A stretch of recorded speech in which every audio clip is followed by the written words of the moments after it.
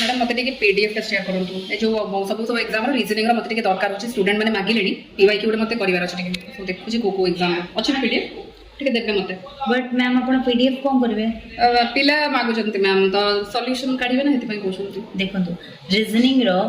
जिते सारा भी पीडीएफ से माने एबे नेबे पुणी तार सॉल्यूशन भी खोजबे सॉल्यूशन सॉल्व करबे तापर जाइए सॉल्यूशन मिलला पर पुणी प्रैक्टिस करबा पे आ गोटे समय दरकार किंतु मु एमिति गोटे सेशन नहीं करी आसी बा प्लान करिछि जोठी से मानन को सब एग्जाम रो प्रीवियस ईयर क्वेश्चन आउ सॉल्यूशन सेठी मिल जाय माने एभली गोटे मैराथन जिते सारा ओडब्ल्यूएससी या ओट्रिपलएससी रो एग्जामिनेशन होची तो तारो प्रीवियस ईयर क्वेश्चन आमे माने सॉल्व करबा गोटे सेशन रे तो टोटल 8 घंटा मैराथन रे प्रत्येक प्रीवियस ईयर क्वेश्चंस को आमे सेठी ही सॉल्व करबा